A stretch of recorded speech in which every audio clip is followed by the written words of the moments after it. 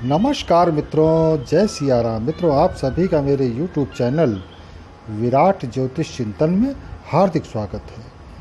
मित्रों, अभी जो वीडियो मैंने दशम भाव पर प्रेषित किए थे, आशा है वे सब आपको अच्छे लगे होंगे। एक निवेदन आप सभी से कि कमेंट्स अवश्य किया करें। यदि वीडियो अच्छे लगे तो लाइक और शेयर भी करें। जिन लोगों ने अब तक मेरा चैनल सब्सक्राइब नहीं किया है तो कृपया वे मेरे चैनल को सब्सक्राइब कर लें और नोटिफिकेशन बेल प्रेस कर दें ताकि हर वीडियो आप तक मेरा पहुंचता रहे।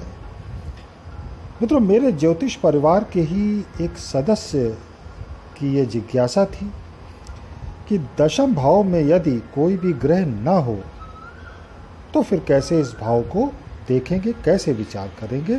तो इस वीडियो में मैं उनकी जिज्ञासा का समाधान करूंगा।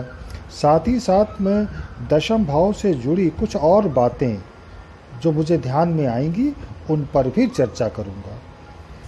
मित्रों, जैसा कि मैंने आपको बताया था कि दशम भाव अति महत्वपूर्ण भाव है क्योंकि इसका संबंध करियर से है, आजीविका से है, व्यवसाय से है, मान सम्मान पद प्रतिष्ठा से है।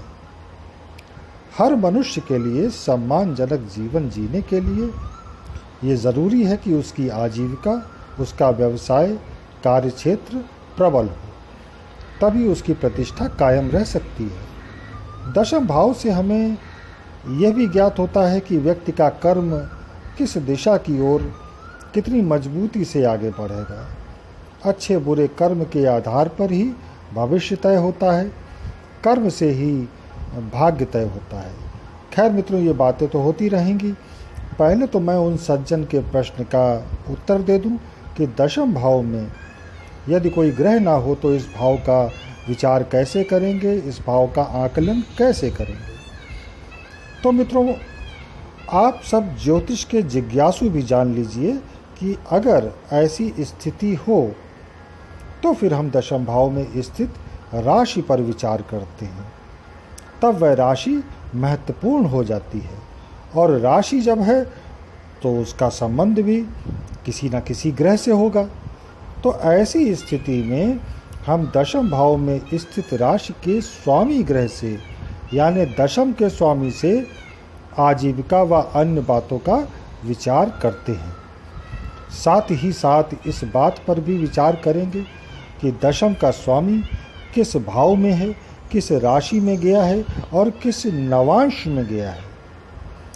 मित्रों, एक और बात जो मैंने आपको पहले भी बताई है कि भावात भावम के अनुसार दशम से दशम भाव होता है सप्तम भाव यानी 7th हाउस। इसलिए आजीविका या व्यवसाय का विचार जब भी करें तो 7th हाउस को अवश्य देख लें, तो फलादेश थोड़ा और ज़्यादा क्लियर हो जाता है। एक छोटा सा एग्जाम्पल ले सकते हैं। जैसे किसी भी चार्ट में दशम भाव में कोई ग्रह नहीं है, तो अब हमने दशम भाव की राशि देखी तो ये पता चला कि ये राशि मिथुन है। तो पहले तो मिथुन राशि की जो भी विशेषताएं होंगी वह दशम भाव के लिए विचारणीय होंगी। दूसरे ये देखेंगे कि इस मिथुन राशि का स्वामी चार्ट में किस भाव में गया है, किस राशि में गया है। तो पता चला कि बुध 6th हाउस में गया है जहां कुंभ राशि है, यानी बुध कुंभ राशि में स्थित है 6th हाउस में। तो मिथुन और कुंभ दोनों वायु तत्व की राशियां हैं, त्रिकोण राशियां हैं। इनका संबंध दिमागी कार्य से ज़्यादा होता है। 6th हाउस जहां बुध बैठे हैं सेवा का भाव है, कंपटीशन का भाव है। अब ये देखेंगे कि बुध किस नवांश में है, तो पता चला कि ये बुध मकर नवांश में है। मकर और कुंभ ये दोनों शनि की राशियां होती हैं। मकर कर्म की राशि है। इससे ये संकेत मिलता है कि बुध जो कि शिक्षा, बुद्धि, लेखन, वाणी, ज्योतिष, व्यापार आदि का ग्रह है, तो ये वायु तत्व की राशि में बैठा है, यानी शनि की राशि कुंभ में। नवांश में भी शनि की राशि मकर में है जो कि एक पृथ्वी तत्व की राशि है, अर्थ प्रधान राशि है। इससे मित्रों ये संकेत मिलता है कि जातक का जुड़ाव अवश्य ही ऐसे कार्य से होगा जहाँ बुद्धि, ज्ञान और शिक्षा की ज़रूरत होती है। जातक शारीरिक श्रम के बजाय दिमागी कार्य करना ज़्यादा पसंद करेगा। वह शिक्षक या कोई वक्ता या कोई लेखक, विचारक या फिर कोई ज्योतिषी हो सकता है। बुध चूँकि व्यापार का भी कारक है, इसलिए संभावना है कि वह कोई स्वतंत्र रूप से अपना कोई बिजनेस करे। 6th हाउस में होने के कारण जातक ज़्यादा कॉम्पिटिटिव माइंड का होगा। उसे लगातार परिश्रम करने में रुचि होगी। तो मित्रों, इस तरह से हम कोई भी राशि जो दशम भाव में है उसे देखकर फलादेश कर सकते हैं। मित्रों, वीडियो लंबा हो रहा है, इसलिए अब 1-2 बातें करके मैं विराम दूंगा। जैसे किसी भी कुंडली में अगर लग्न, दशम भाव और चंद्रमा बली हैं, सशक्त हैं, तो निश्चित मानिए कि उस व्यक्ति का जीवन सक्सेसफुल होगा, उसका करियर शानदार होगा, उसकी प्रतिष्ठा सदैव बनी रहेगी।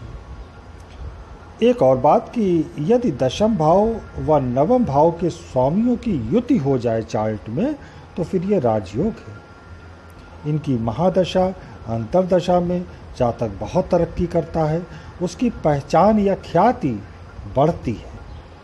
लेकिन मित्रों, ये ध्यान देना होगा कि ये युति शुभ हो, इस पर पाप ग्रहों का प्रभाव न हो।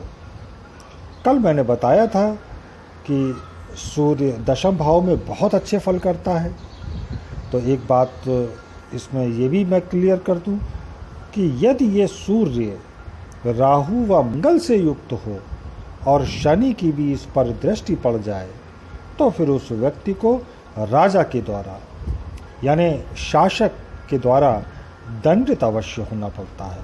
उसका मान भंग होता है, यानी प्रतिष्ठा भी कभी न कभी उसकी धूमिल होती है।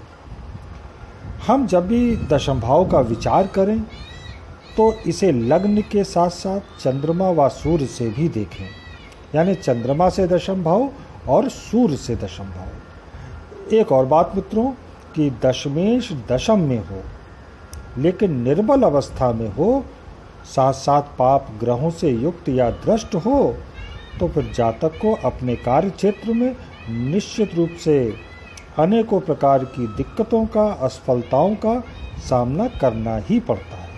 तो इसी के साथ अब मैं अपनी वाणी को विराम दूंगा। मिलेंगे अगले वीडियो में फिर किसी नए विषय के साथ। तब तक जय सिया राम, नमस्कार।